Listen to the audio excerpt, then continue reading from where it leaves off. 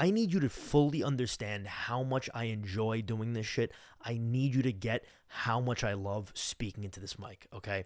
Brand new mic, by the way. I'm wearing in-ears now. I feel like I'm on a radio show, for Christ's sake. Now, I understand they look like hearing aids because I got the clear color. A little bit of a mistake, but you move on. As Sebastian Maniscalco once said, I got the green tea. If I didn't like it, I fucked up. Now, going forward, I want to apologize. It's been quite some time since I last posted, and I got a new job, so scheduling-wise, I couldn't really figure out a way to fill in some content creation, but here I am.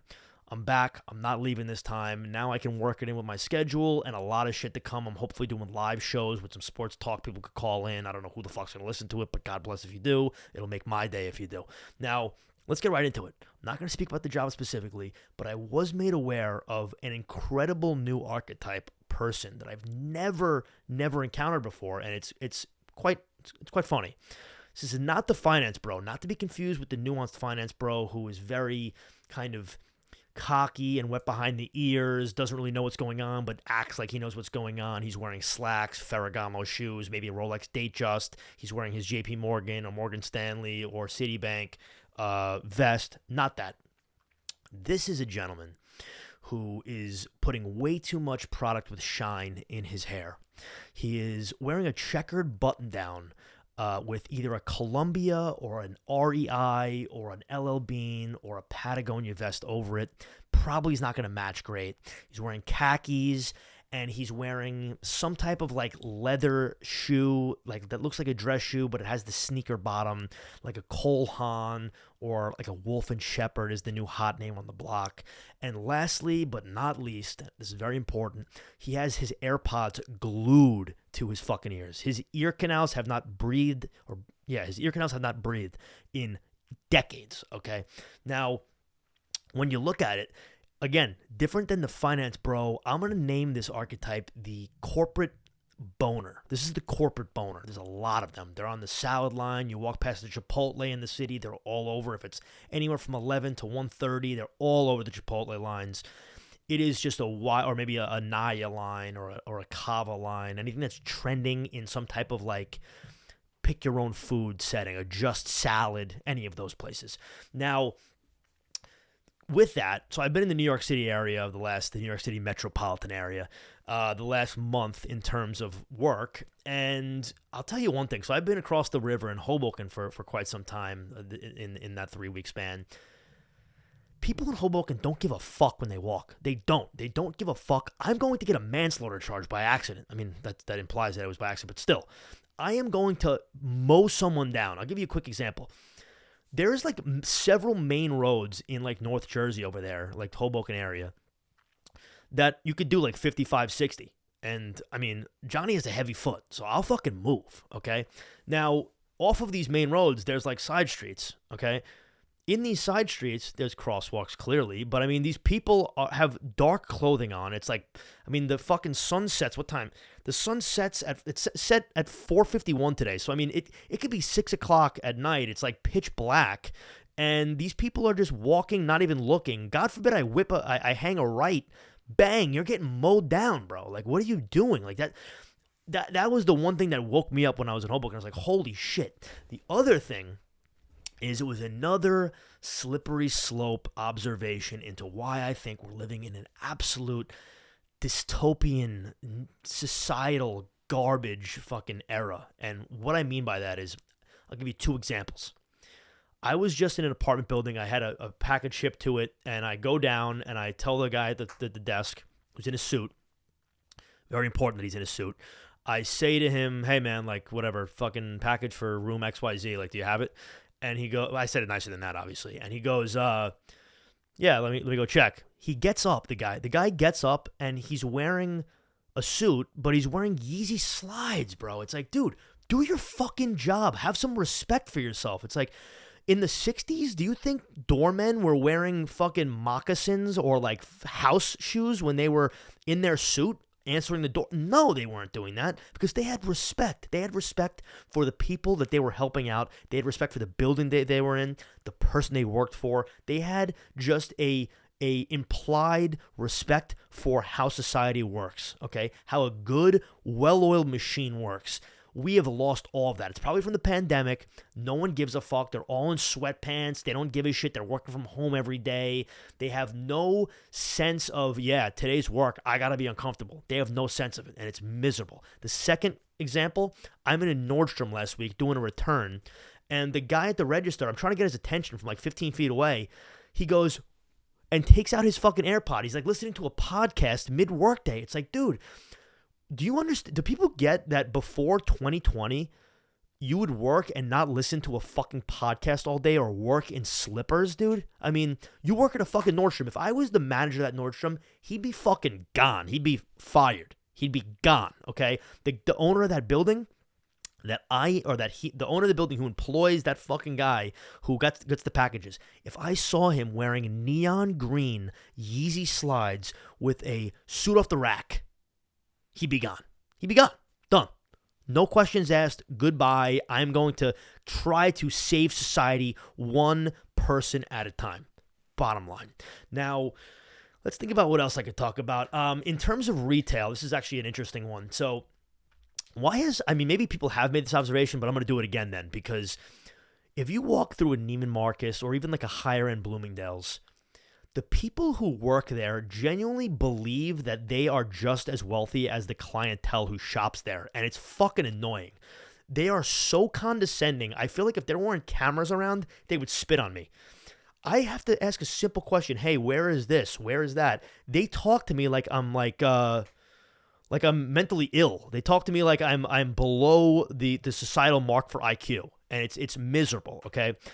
And so I'm in a Bloomingdale's in Long Island, New York, Roosevelt Field, a good mall, and they have a little Creed section. Now, I want to make this clear. I was not asking to smell Creed Aventus. I used to own Creed Aventus, and if you are one of the billion guys who wear Creed Aventus, you're embarrassing, and you should figure your life out, because up until 2018, sure, it was a good fragrance, one of the best, I might add.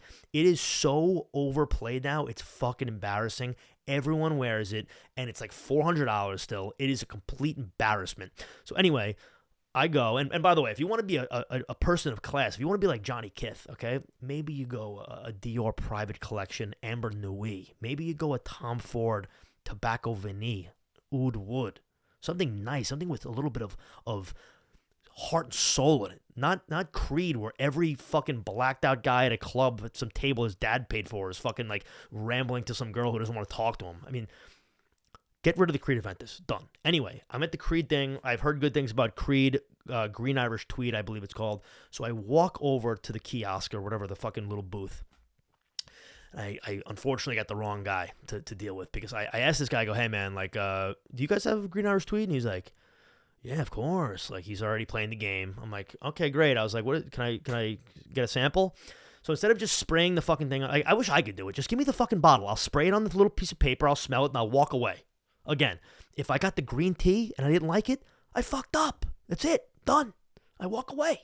So instead of doing that, he's got to spray it on a piece of paper, and now he's fluttering the piece of paper in front of his face for 15 seconds too long. And he's trying to make conversation with me, but he's doing this weird. I'm in sales. I've been in sales my whole career, basically, and I'm pretty fucking good at it, I would say. I would think. So I get when people, and it's cringy to me when like these lower level like sales jobs, like people try to be like that with me, because it's like, bro, I know what you're doing. But this was a different level of just like cringe.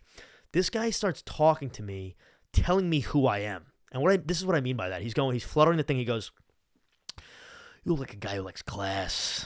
You look like a guy who doesn't take bullshit from anybody. This is what he's saying to me. And I'm thinking to myself, in the moment, I'm like, who in their right mind is walking into this Bloomingdale's and they are so insecure with who they are that they asked to smell a sample of this cologne, and this guy is giving these compliments to him off of just absolute nothing of substance. He doesn't know this guy from a hole in the wall, but yet he's going to tell you who you are, and you're going to go, holy shit, this guy fucking knows me. I got to buy this cologne. I got to buy it. Who's doing this? So now finally he's done flicking the thing. I smell it. It was all right. And this is the thing. Even if I loved it, this is how I roll. If I try on a pair of shoes, they might be great. I mean, unless they're like great and they fit great, I'll buy them. But like, I'll go somewhere to try something because I know I'm buying it online. I just want to try it on. I don't want to deal with you. I don't want to deal with the fucking, like, the whole salesman bullshit. So anyway, what do? I smell the fucking Green Irish Tweed and I walk away. Side note, I then walk past Le Labo. Now, I like it. Johnny knows, or not Johnny knows. People know Johnny likes a good candle. Love a nice candle. I mean, as many people should know, candles are great. So I've been hearing a lot of things about Le Labo candles for a while now, 6 years, 7 years. Obviously, everyone knows Santal, but I think Santal 33, I want to say. But I wanted to see what they had in store. I smell these fucking candles. They all smell horrible. I mean, really. Who is paying $180? Go walk yourself down to a Yankee Candle, pay $30 for a nice linen smell, a nice vanilla, a nice coffee candle. I don't like anything fruity, anything sweet gives me a headache. Who's buying a $180 Le Labo candle that smells like cum? Who's doing it? I'm not doing it. Who's fucking doing it? Every time I walk past that fucking Le Labo little kiosk in Bloomingdale's, no one's there. Okay, so sorry Le Labo, but no thanks. Okay, so that's really all I got for the retail side of things in those high-end places. But I'll get to some more, okay? I'll get to some more stuff because I have a lot of it's been the Christmas season. I've been shopping a lot for myself, for others. Christmas has been kind to my friends and to my my family and to myself as well. What can I say? But getting back to it, shtick aside. What is going on with Zara? I'm a big Zara guy. Been for a long time. But, I mean, now... Tell me I'm not wrong about this. Tell me I am wrong about this. Excuse me. Every Zara I walk into now, the heat is cranked up to 150 degrees. The fucking return line is out the fucking back of the mall. All the dressing rooms are closed. You can't try on a piece of clothes to save your life in that store. So now I gotta fucking eyeball shit, or I gotta sneak around to another section that no one's around and quickly take my shirt off and put my shirt. It's insane. And if that wasn't enough, now they got you doing your own shit. They got these self-checkout things that now you got to put your clothes, you got to literally put your clothes into this bucket. I don't even know how the technology works. It's crazy. It knows what you put into the thing without scanning anything. And then now I got to not only pay for it, obviously, I got to fold my own fucking clothes. I got to buy a bag now. I got to put it in the bag. These companies have some racket. You go to a Uniqlo or a Costa, they're doing the same shit. You got to fucking now bag your own shit. You got to fold... T-shirts are one thing. If I buy a button down, I don't know what it is. I want it to be like folded by the person who like rung me up, and then I want it to be in the bag. I'm gonna shake their hand and then leave with that bag. I don't want to fucking like wrinkle my shirt by just tossing, because I'm not gonna fold it, dude. Like what the fuck what the fuck do I know? I'm just gonna throw the piece of clothing into the button down or whatever it is, the flannel, the fucking T-shirt, the sweater, the mock neck. I'm gonna throw it into the bag and that's it. So these companies have been pissing me off recently, and it's just they're making it harder to do returns now. You got to have not only the receipt, but you got to have like the original form of payment with you. So like, God forbid you forgot your credit card, whatever the fuck, it's just a whole thing. They're not gonna let you return it. I was in Uniqlo in Manhattan. I had bought I don't even remember that they're not letting me return it there because it's fucking because it's not the same location. It's like, dude, how many hoops do I got to jump through? It's a $40 fucking button down. Let me return the fucking shirt. I mean, Jesus Christ. One habit I have, though, which is funny to me, that I've noticed I do, and I'd like someone to get a video of this. If someone could stalk me and follow me into any clothing establishment in the world, any retail store, any department store, any piece of clothing I walk by, I got to feel it. I got to touch it. Got to touch it.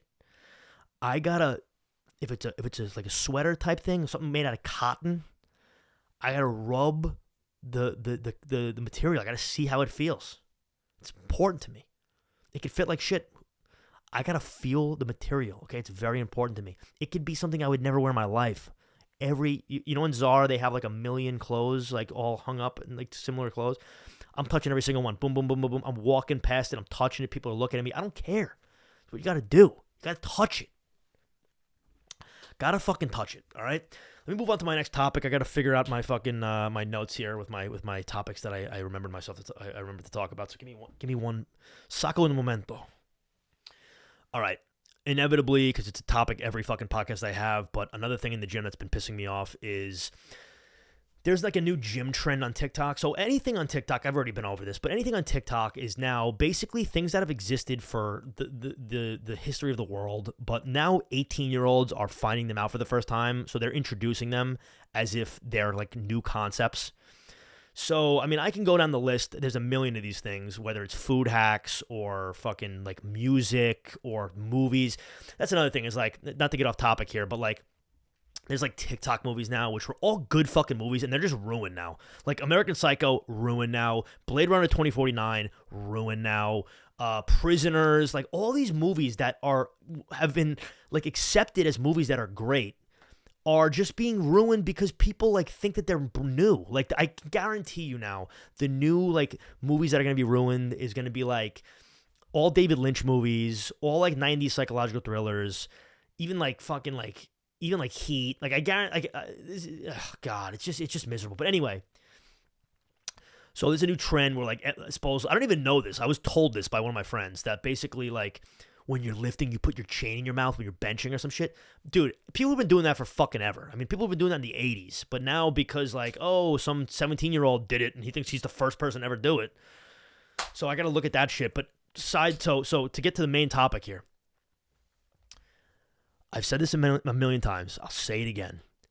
They got some racket. It is now justified to pay up to a lifetime and pay $170 a month if you're in the suburbs or like $250 in the city to get away from the commercial gym with 8 teenagers who have way too much testosterone, videotaping each other, hitting like small PRs on bench and pushing and fighting each other. And like, they're all like half naked, these kids. They're all wearing like guinea tees and like those weird short shorts that have like graphics on them that are like flowy, Young LA shit on everywhere. They're fucking all in Air Force Ones with the fucking mullet. I should be talking because Johnny just rejuvenated his mullet fade. It's been a while. I'm back. It's going to be continuing to grow out. Anyway, yeah, they're all like, there's this one kid in my gym. I don't want to call him out because he's a kid. He's like fucking like 16, 17, 18 maybe. I feel like he just figured out what a pump is. So he walks around the gym in a black guinea tee. I don't want to use the W word, the term that starts with W and starts the second word with B, just because I feel like it might not be politically correct, and I'm not trying to get canceled, especially with the new job, okay? So, and I'm allowed to say guinea tee. I'm Italian. So anyway, this kid walks around the gym with his Air Force Ones, with the fucking earrings, with the whole thing, and he's perpetually touching his tit. He's touching his nipple like this. And I think he just like has a chest pump and like likes the feel of it. It's like, dude, you're in public, bro. And so like, I'm willing now, not that I don't do it, I already do this, but I mean, now it's justified to pay up for lifetime because I was in the gym last week. These kids literally in the middle of the day took their shirts off and started posing in front of the cameras, in front of the mirrors on like the dumbbell rack, in front of like so many people, like tens and tens of people are doing this. When I was like, and again, I am not an old dude. I'm 27. I mean, when I was lifting, when I first started, that was 10 fucking years ago. Things were basically the same. Nothing has changed in a big way. Sure, like the whole YouTube fitness influencer thing has gotten more popular, more socially accepted, where you could bring a camera into the gym now. It's not as fucking like, not as like, what's the right word I'm looking for? Like taboo. But I mean, maybe at the end of a night, I've probably done this a couple times, like end of a night in the gym closes at 12, it's 11:55, and you're fucking feeling yourself, you have a nice pump. I don't know, you fucking like take the shirt off and like do like muscle ups or some shit. Like, or like hit it like a set or something, just like not even to post anywhere, just to kind of have record of that. Because in the back of your head, you're like, all right, bro, like I'm gonna fucking like die when I'm 60 of cirrhosis of the liver. So like I hope I can just show my kids that I was benching like 110-pound dumbbells for reps, shirtless in a gym. Okay, so like that shit went on, but I mean, not in the middle of the day, dude. Like, they're taking their shirts off, hitting fucking, like front double buys and shit. They're fucking spreading their lats, half fucking naked, dude. It's like, have some fucking, again, classic, this is the theme of the podcast today, have some respect for society, okay? Jesus Christ. Now, what else can I get into? Another thing I'll talk about, I mentioned Lifetime. So like I said, I've been in the city for the last month, and I mean, I was so insulted by the Lifetime in the city. I'm not a fan of Manhattan. I'm not. I've never been. I've tried to be a fan of Manhattan for quite some time, and it's just everything there. Like, most of the people, in my opinion, that I come in contact with are just like people who like live on like dad's money and just like don't really have any type of like passions or any type of like when you go to a gym in Manhattan, this is what I'm talking about. I go to a Lifetime in Manhattan and I show up there. I go to Lifetime in Long Island. It's expensive. It's $160. But listen, I take advantage of Lifetime when I'm there. I'm fucking all the amenities. When I go there, I get a nice lift in. After I'm hitting the sauna, I'm hitting the fucking steam room. If it's an arduous, long, debilitating leg day, I might even get in the hot tub, taking a nice long shower there. I'm lubing myself up with that beautiful moisturizer, although I will say recently I've stopped. I've been bringing my own because I can't deal with that paraben shit, that fucking fragrance shit in that I think it's called Soapbox is the company that they do. So I bring my own stuff, but the showers are clean, they're nice. I'm using 80 towels, worth every penny. I get it's expensive, but not only do you avoid those swaths of kids that, like I said, are posing in the fucking middle of the day with their shirts off, but you're also getting all those amenities. A lot of things, it's great. But I go to the city, and I was going to be there for the month. So I was like, all right, I'll go to Lifetime in the city. So I show up, they're telling me it's $250. And I'm like, dude, that's a fucking car lease for like a small family. It's a car lease. But I'm like, all right, when in Rome, fuck it. So now I fucking switch my membership to the city plan. I literally asked the woman at the desk, I go, hey, what's the Wi-Fi? And she's just, after I signed up, and she's like, oh, we only have Wi-Fi in the lobby. And I'm just like, dude, who the fuck is paying $250 a month for a gym that doesn't have Wi-Fi in it? So when I get up to the locker room, and this is supposed to be one of the nicer Lifetimes in Manhattan, and granted, I mean, the materials are nice. They got marble walls everywhere. See, this is the type of shit that, like, people who actually care about fitness and lift and, like, do, like, intense workout, they just get it. They don't care about this shit. It's the people who don't know what the fuck they're doing or even go that see this shit and want to go and want to be a member. So, like, the locker room in this fucking, it's like the one on 23rd Street in the city. It's like, the locker room is crammed and small. There's no fucking, like, big benches. You can't even sit fucking down to, like, take your socks off. The walls are dripping from condensation because the locker room's in a fucking building. You get out to the fucking weight room or whatever, like the actual gym. There's like, so the walls are marble. Oh, great. The floors are nice. Like, I mean, listen, if I was going to design my house, I'd design it like a Lifetime in Manhattan. Trust me. But I'm trying to do like a single arm, like isolateral fucking rows with a pulley. And they have all Techno Gym shit there. It's like, I mean, okay, Techno Gym is an Italian brand, so I'm not going to talk shit on the brothers over there. Having said that, it's like, dude, Life Fitness is better, bro. Hammer Strength is better. I'll go to a Crunch for $20 a month. The equipment's better than a fucking Techno Gym bullshit where it's telling me how fast my concentric is. I don't care, dude. I don't care about a screen. I want like a nice smooth fucking like pulley. So anyway, I'm trying to do rows, and like when I get on like one knee to do them, there's like a fucking like stainless steel garbage can that doesn't move. It's like fixed in place, like where you would do this. So you can't even get like a range of motion. It's like, who the fuck is working out here paying $250 a month for garbage? These people are on like, there's like 6 racks. It's fucking crowded. People are on them for like an hour. You go up to them and it's like, I have to laugh in these people's face. They go like, yeah, like I don't have that much longer. Probably like 25, 30 minutes. Or like the worst is like, they're like, yeah, I'm on this, but I'm also on that. And I'm also on this. It's like, dude, I don't even want to like start an argument. This is insanity, right? So yeah, if I can give some advice, don't go to fucking Lifetime in the city. Don't do it. It's not worth it, and it's a fucking it's just grounds for aggravation. It really is. But to finish off this convo about the gym, I've been really back into it. I've been really back into it for the first time in a really long time. Really long time. It's been about 2 months now. I mean, my programming is crazy. I'm hitting cardio at fucking 6 a.m. like I'm David Goggins, like I'm a Navy SEAL in the freezing cold. It could be raining. It doesn't matter, dude. It doesn't matter. Like The Rock says, who gives a fuck, dude? I'm running, baby. I'm fucking Navy. You know how embarrassing that is? I'm walking around. I'm running around in my fucking Lululemon running set in a suburban nice neighborhood, 2 miles, and I think I'm a Navy SEAL. Whatever. Anyway, I've been consistent as fuck. Haven't drank in 7 weeks. Mentally, I feel amazing. I'm not like lethargic all the time. The anxiety's at an all-time low. I'm thinking clear.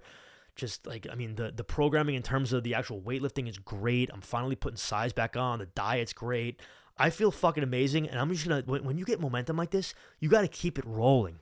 I just find myself either when I'm on like, and that's another thing. I was such a fucking asshole when I was younger. Like, oh, cardio, who gives a fuck? I'll just stairmaster. I'll just walk. There's something about doing like actual hard cardio that's character building. When I wake up in the morning early and I fucking knock out a long Peloton or a fucking really nice run when it's cold out, and again, I'm not running crazy lengths, but I'm running at a decent pace, and it's again, the conditions are suboptimal. You just feel great. So I couldn't recommend that more. I just got a full blood panel. It was expensive, but I got a full blood panel from Merrick Health. I'm going to hopefully get that back in the next week or two. So they'll basically tell me like really what I got going on. When I took the blood yesterday, it was so much blood because they were testing so much shit. The guy in there, I went like at 8:30 in the morning. He literally told me that the amount of blood that was being drawn from my testing was more than every patient that he saw prior to me for that day from 6 o'clock in the morning on combined. So, I mean, excuse me. So, I mean, I'm going to have every metric humanly possible. I don't really care that much about that stuff. What I really am kind of looking for is Johnny's got to start taking finasteride, bro. I'm fucking losing my hair like crazy. This middle part mullet fade is looking thin these days. It's receding and it's looking thin. So I just wanted to check out trust me, I've done a lot of I actually took finasteride a while ago, and I thought I maybe had some side effects. Probably was just like placebo. Who the fuck knows? So I wanted to get my actual numbers down for real, understand where my prolactin, my progesterone, my fucking DHT levels, all that shit was, so that I know when I take this now, any type of like side effect I'm having is all up in my head, and it'll just give me that peace of mind. So whatever the price was for that hair panel for the blood work, for like an extra couple $100, I could do like everything. So I was like, fuck it, I'll do everything. So in the next week or two, I'm going to find out really what's going on. Hopefully everything's good. I think it's going to come back fire. I mean, my like vitamin supplementation is crazy now for the last 2 months. Again, I don't drink at all. I haven't drank a drop of alcohol in almost 2 months now. I'm drinking pretty much 1.5 gallons a day, as crazy as that sounds. I'm hitting that apple cider vinegar in the morning. Yeah, I feel fucking a little cayenne pepper, a little honey. I feel fucking great. So the physique is lagging. I mean, I was in probably the best shape of my life 5 years ago. I'm nowhere near that, but I'm going to slowly keep getting there, keep climbing. And I think that muscle memory is very important. I think it's a real thing. So just it's so fun when you fucking wake up one day, or even maybe after a workout, and you go, oh fuck, I grew a little bit. Now I wish that was with height, but with the muscles, baby, we're growing. And I'll lean out as we get closer to summer, but I'm not doing this crazy fucking cut where I lose a lot of my muscle and I just keep cycling and fucking like, not cycling as in steroids. I keep spinning and cycling between like being lean and skinny and bigger, but like fat. I want to continue this like lean bulk. I'm going to lean a little bit down when the summer gets closer, but nothing crazy. And then by next summer, not summer 2023, summer 2024, when I'm 29, I can't believe in 2 years I'll be 29. It's fucking crazy. By then, I want to be in some crazy shape, be tatted to the fucking gills, neck to toe, have another tattoo appointment in Montreal in, when is it? March 11th, I want to say. Very excited. So yeah, dude, I'm fucking doing it. And let's move on to a couple other things that I wanted to talk about. And so the first thing I'll say is Snapchat. So Snapchat, I'm not a big fan of. I'm not a big fan of any social media. I'm on TikTok a lot now because I fixed my algorithm, and it's none of this fucking garbage that actually Snapchat promotes. It's just kind of like things that I'm interested in, some motivational shit, and some like music stuff. Yeah, just like shit I'm interested in. But like social media as a whole is just cancerous. I think it's been so toxic for our society. Obviously, everyone knows this. Bad for yourself with the dopamine shit. It's horrible. But Snapchat specifically, like if you're talking, I mean, there's people I keep in contact with through Snapchat that I kind of have to, like, I don't know, I guess have Snapchat maybe, but I don't have to have shit, right? I'm a fucking lone wolf these days. Who gives a fuck? All right? Who gives a fuck? This microphone is sick. But yeah, so Snapchat, it just feels like the mode of communication is so like I'm 15 years old. It's just weird. It reminds me of like when I was like when I was young and it was out. But so the reason why I'm bringing up Snapchat is because on the Discover Explore page, I forget what they call it, they more than everyone else push like actual cancerous toxic garbage. And I've tried to like purge it. It doesn't work. They keep giving me it. So it's all like just recently turned 18-year-old girls who are like fucking half naked on like they think they're like influencers. It's that. It's like shade room shit with like celebrity gossip and like relationships. It's all like very, let's just put it this way, like politically far on both sides content. It skews one side more than the other one. I'm not going to really get into that, but that shit. And it's just like, as much as I've held it and say like not interested or whatever you have to say on Snapchat, I've unsubscribed to all that shit. It just keeps coming back. It's like, and it just goes to show you that, I mean, the reason why it's pushing this to me is because most people are watching this. Most of these people are actually consuming content where there's a guy standing outside of a club in Miami at 1 a.m. speaking to drunk girls going, hey, will you date me? I'm 5'10", I'm not 6 feet. Would you date me if my Riz wasn't good? It's like, dude, who is consuming this trash? Probably 15-year-olds, which is scary for two reasons. One, because, I mean, like, why am I being fed the same content as 15-year-olds? And second of all, if 15-year-olds, this is all they're watching, it's over. It's done as a society. It's over. We are going down to, like, Aldous Huxley, Brave New World dystopia. Not even with the government. I don't even know who is doing it, but it is just, not to get conspiracy guy over here, but like, yeah, it is just miserable. It is miserable. Now, let me continue down the notes that I have so we can see what else I wanted to discuss before I wrap this little podcast up. All right, that reminds me. So that's another thing. People are bored. People are very bored. I was just watching a video. It came up on my YouTube, and then I actually recently saw a very similar one on TikTok, where it's just a table. It's like an overhead camera of a table with an iPhone, like literally an iPhone 6 on the table. And it just is off. It boots. Some guy with like a white glove on boots it up. The fucking main menu pops up. He's like scrolling through the screens. Then like click on a couple apps, and then that's it. That's the whole video. And the title of the video is like how it used to be, or like something like that, or like better days. And all the comments are like, oh my God, life was so simple. I remember this. Like, oh my God, doodle jump. Oh my God, like, what is it called? All birds or free birds or some shit? What the whatever. Angry Birds.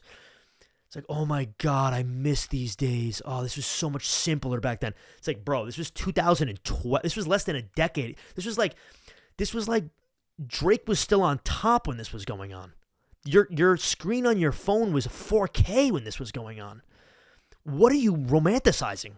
Are you that bored where this is the shit you're romanticizing about? There's so much good shit to miss, and there's so much good shit to look forward to. And the thing that you're looking back on and upset about how it doesn't exist anymore is an iPhone 6 that has every capability that your current phone has, besides being like fucking like OLED or whatever the fuck it is, and not having 3 cameras on the back of your phone that look like that are the biggest things I've ever seen in my life. I mean, how bored are we getting? How bored are we getting? I guarantee you that if you asked any of these people who watched that video, they'd be like brain dead, these people. Now, on top of that, very unrelated, but funny to me.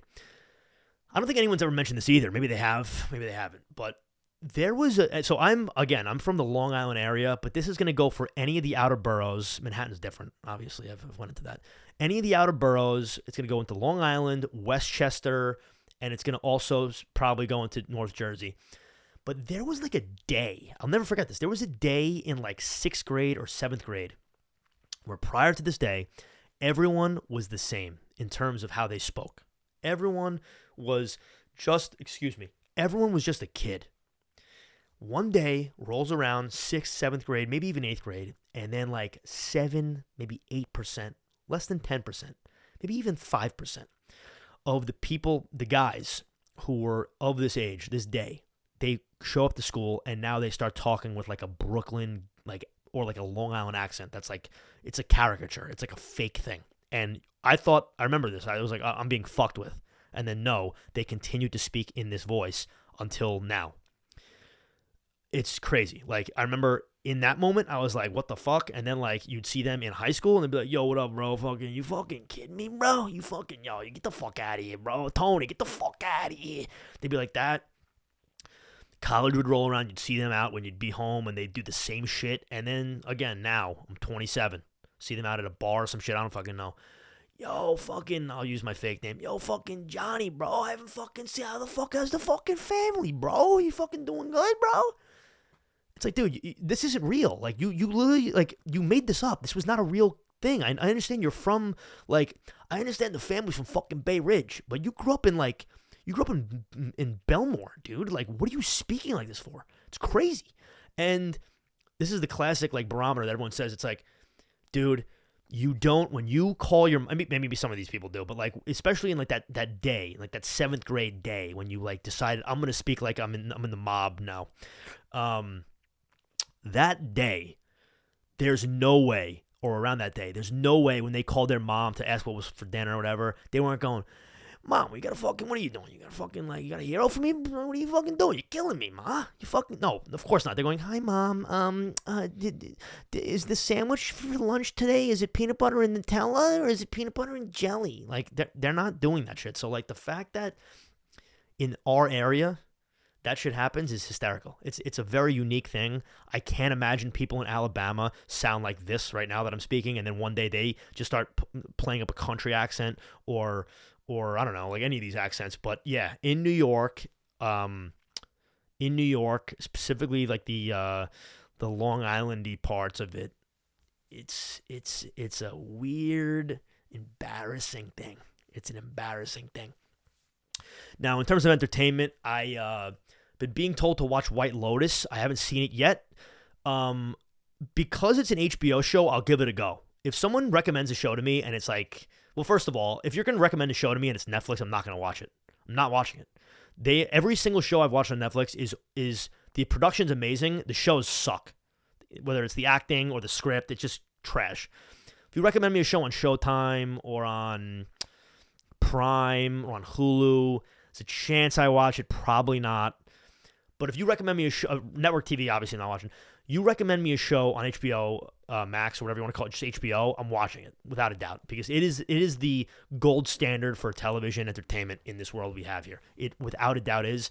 So I'll give White Lotus a run. I think it'd be cool if I reacted to each episode, but I don't know if I'm gonna have time for that.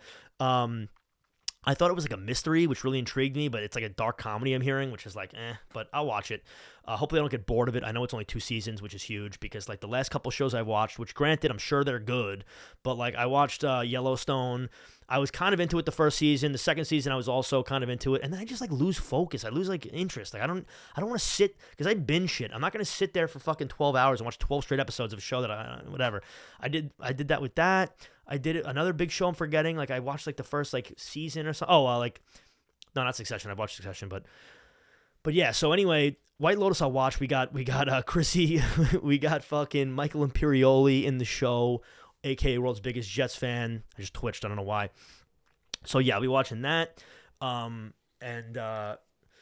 Yeah, I mean, that's pretty much it. I guess, let me see. I'll throw a quick baseball thing in here. I was having an argument with my dad, and me and my dad get people think I'm like fucking around, though I'm not. Me and my dad get so heated during like sports arguments. It's actually like bad. Like it actually ruins my day after. Like I lose my voice and shit. It's fucking embarrassing. Like if God forbid there was a window open in my house, people would think like a murder is going down in my house when like, so what happened was Trevor Bauer, basically, again, the Dodgers release him, so now he's getting paid whatever it is, $26.5 million. But on any team, there's no waivers involved. Any team could pick him up for like the league minimum, like $700,000. So now you play that game where it's like, is it worth it? The distraction, all this shit. Either way, and I'm on the record. I want him on the Yankees. I do. I mean, come on. Anyway, we had this debate. We had this little argument about how the Rangers rotation, assuming DeGrom is healthy and they sign Bauer, would be better than the Yankees rotation. And again, I've been on the record saying like it annoyed me when people said that when the Yankees signed Rodon, that they're going to have the best rotation in baseball and one of the best in years. I disagree with that. Having said that, without a doubt, the Rangers do not have a better rotation than the Yankees, even with Bauer and a healthy DeGrom. And I'll tell you why. Healthy DeGrom clearly is going to be, I mean, it's okay. I guess if he's like fully healthy, then it's a different argument. But I'm talking about like, he's not throwing 30 starts this year. There's just no way. But even if he did, and he pitches well to like a low 2.5 ERA, like something like that, maybe even better. Okay, fine. He beats Cole. Great. The Bauer and Rodon argument is very interesting because Bauer, although he has such a high like notoriety, he had the quick 2-month fucking Cy Young year. I get it. When he was with Cleveland, he kind of like was never like an ace type guy. He was always like electric, but like didn't really translate that well. So if you look at his numbers, they're not crazy good. In the playoff, it's just like, okay. And then the year after, when he started with the Dodgers, he was hot, again, for a short sample size, and then that was it. He got fucking in trouble. So when you look at him, and then you look at Rodon, who I'm saying he's like the greatest, these guys give to earth, but like he's been pitching incredibly well. Incredibly well. And he's been pitching in games that matter. He's not with the Cincinnati Reds, you know what I mean? So like, I don't know. I think that could be a push at best. I think Rodon gets the edge. I do. And then you slowly start to trickle down. I mean, I personally think Nestor's better than Perez. Come on. Perez is his 10th year in the league. Sure, he's had a last good year and a half, and coincidentally, Nestor's last year and a half has been incredible, but it's way different because Nestor finally was given the chance. He's never not been great as a starter. He's electric. He's absolutely electric. He was a Cy Young contender last year. Perez was not. He was very good, not. They signed Eovaldi, who's banged the fuck up. He's past his prime, banged up. I'll take Sevy over him all day, although I still am feeling some type of way about Sevy's comments about the fucking wind in Minute Maid. And then lastly, I'm probably forgetting someone right now on the Rangers side. Who the fuck is there? And Andrew Heaney. Who gives a fuck about Andrew Heaney? Come on now. Come on. He's trash. He's absolute garbage. I don't care if he had a resurgence with the Dodgers. He's not good at all. Now, okay, Montas is even worse. But, I mean, okay, that's the fifth starter. Who cares? In my opinion, Yankees get the edge all day long. And anyway, so this argument was so screaming. I was screaming, losing my voice, because he was claiming that Bauer won the Cy Young, so that like trumps over Rodon. Okay, Robbie Ray won the Cy Young a year and a half ago. Robbie Ray sucks. That makes him better than fucking Carlos Rodon because he won the Cy Young in 2021 or whatever the fuck he won it? No. So this is the type of content that I'm so excited to start doing live podcasts on, where people could call in. And again, so I'm trying to do them at 8 o'clock at night, I think Tuesday and Thursday, and then have a Saturday morning one. We'll see. I mean, obviously no one's going to at first listen, but if I can get some traction, as I said at the beginning of this podcast, I fucking love this shit. If I can get some traction, the amount of like energy that we pumped into my body would be so overwhelming, because if I could do this, if I could speak like this as my main thing for the rest of my life, that would invigorate me to an incredible level where it's indescribable. It's indescribable. So I am just going to keep chipping away. I know I haven't been consistent, and consistency is key when it comes to content and like kind of getting a little bit of a name out there. But I got to have the subscribers. Here's the thing. If you're subscribed already, I'm gonna have a little thing at the end. But like, if you're subscribed already, like fucking like all my videos. Why not, dude? Help me out a little bit. I mean, come on, give me a fucking break here. All right? I'm sure you do things you enjoy. I can't subscribe to those things, and I can't like those things. I can't. If you enjoy playing pinball, I can't fucking like subscribe to that and then fucking like that for the world to see. But you could do that for me. So fucking help me out. Why not? Yeah. So we'll end off with music, because music is I can't believe I'm saying this. This is actually this is gonna be the first time this is spoken into existence or spoken into the air. I think for my whole life, music is my number one passion and my number one love, more than sports. And I love sports, obviously, but music is different for me. It's different. But I think I'm coming in to realize that I think speaking, talk radio, or whatever you want to call this, long format speaking, is going to trump music in a short amount of time. I think it is. But so getting back to the music side of things. So I've been I'm all over the place, as everyone probably knows. I mean, I'm very, not to fucking toot my own horn here, but I mean, we're literally talking like Rat Pack and doo-wop from like the 50s all the way up to now. And that's pretty much, I'm not talking about country, every genre, pretty much. So when I say this, I mean this, but I'm a mood guy, obviously. The last month, I have been all in on Pink Pantheress and Larry June. Way different artists, clearly, obviously. But so Larry June, I've been a fan of for probably 3 or 4 years. A lot of the big ones that he's had, a lot of his decent features as well, I've been a fan of. I've deep dove a few times, but for some reason the last month I'm really into his shit. What caught me originally was like the aesthetics, obviously, this music videos. That's like what he's known for. But the Currency vibe, the fucking West Coast vibe, it gives me like that Wiz Khalifa, like almost when I was in high school vibe. He's dealing with Cardo all the time. He's dealing with Alchemist, like. So between him and Currency, a lot of them do a lot of both. They do a lot of tracks together. Like I just love their vibe. I've always loved Currency, but like Larry June specifically, more recently, I think he's got a fresh, nice fucking sound, and it's just dope. So Larry June, I'm really into.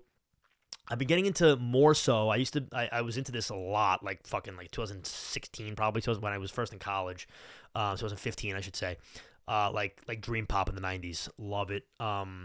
So I've been listening to that. But anyway, so Pink Pantheress as well.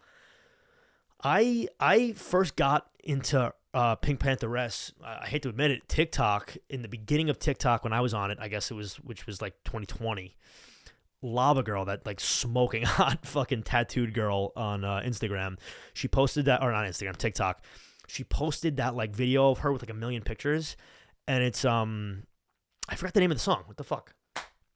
I just wanna hear me say I like you. That song, right? So yeah, when I first heard that song, I was like, yo, drum and bass, you got the fucking British little accent in there, the high voice. It was a sick vibe. So I did some due diligence on her. I was listening to some of her shit. I didn't really know about her, but liked some of her tracks. Then she dropped that album. That album is crazy. That album is fucking crazy. Like, I forgot what it's called. Some Sea to Hell or something like that. Somewhat hell in it. So that was on my radar. I liked a lot of tracks off of that. And then she dropped that song with Sam Galatry, who was my guy for a minute. I've been a fan of Sam Galatry since he was posting just instrumentals on SoundCloud. He would post things like Glacier and like just mad shit. Like, so when she posted that song with Sam Galatry, like I was like, oh fuck, like this she's like really in it now. And then she just recently released a song. Skrillex, I guess, was the producer, and he was like the main artist on it. Him, Trippy, and her. Fire song. And then she dropped the Boiler Room set, and granted the performance wasn't great to say the least, but yeah, her music is sick. Like there was some songs that like I heard, I mean, I'm sure everyone's like this, you hear a song and you're like whatever, but then you hear it live and you're like, oh, that shit's like fucking crazy, and then you listen to it again studio wise and you love it. So there was a couple missing links in that debut album she had that I didn't really listen to that much, and then like when I heard them live I was like, yo, these are crazy. Is that on the album? I checked, it was on the album, and now I'm like super into it. So I've said this a million times, but yo, go to my fucking Spotify. I'll link it in the YouTube description. Go to my Spotify and fucking follow me and like literally subscribe or whatever. Like my fucking current rotation. It is like a 20 to 40 song, constantly updated playlist of just like all my vibes for like the month. And it's so diverse and it's so fucking like, I think it's cool. If someone did that, I would do it. I would fucking subscribe because I want to see like what their vibes are for the month or some shit. So it's like cool. Like last month I said this on the podcast, I was so into Urbano Latino like crazy. Not even that, even like reggaeton, like fucking like back in the day Daddy Yankee shit. But yeah, this month I've been heavy. I guess this year, because it's the first month of the year, I've been heavy into like drum and bass, Pink Pantheress, again, Larry June, and just is there anyone better than Drake? I mean, Jesus Christ, man. When I watch a Drake music video, like Jumbotron, when I watch a Drake music video, like the Jumbotron shit poppin' video he dropped today, it's the same feeling I feel like when I watched Entourage for the first time. I feel this overwhelming feeling of like, not even jealousy. It's like, it's so sick, his life, and I'm not even jealous of it. It's like, bro, you're the fucking GOAT. Other than Yeet, because Yeet is the real GOAT, okay? Yeet is so goated that, well, first of all, why do 12-year-olds like Yeet shit? It's confusing to me. Like, he's not even pandering to young kids, but they love it. They love the Yeet shit, and I get it. I almost feel like, I'll give you an example. My friend was telling me his boss was telling him that the boss's son, who's like 11, wants to go to a fucking Yeet concert and like they need a chaperone or some shit. It's like, bro, if I saw that 11-year-old kid, I swear to God, I would have a 50-minute conversation with him like he was my age, and we just talk about Yeet. And I'd be like, yo, bro, like, You're fucking, you get it, man. Like, dude, Yeet, are you kidding me, bro? Every project is fucking bangers, dude. Bangers, bro. Like, oh, Jesus Christ. I sound like a fucking tool right now, but it's true. Nobody knows the leaks better than me. Nobody knows. I mean, I'll sing word for word, bar for bar, every single verse for all 5 of his projects that are like the I guess the rage sound, which is I don't even know, dude. Like I guess his best project is probably Up to Me, but Two Alive is crazy. Two Alive is fucking crazy. I like 4L too. I like them all. I like his first. Actually, I don't love the newest project, but it is what it is. Anyway, let's sign off. But before I do, comment, like, and subscribe. All right, I'm fucking in this, baby. I fucking love this. Give me a fucking subscription. Give me or subscribe. Give me a fucking comment, dude. Shoot me a comment, bro. Like, you could be like, dude, your fucking mullet fade looks so sick, even though you're balding. You could be like, yo, like. You could say whatever you want. You could say, again, yo, your in-ears look like hearing aids, bro. You could say, dude, you have a pencil neck. You could say whatever you want. Just comment, subscribe, hit the fucking bell. If you're going to see this on TikTok, again, the link for the YouTube is in the TikTok bio, dude. Fucking go to the channel. Peace out.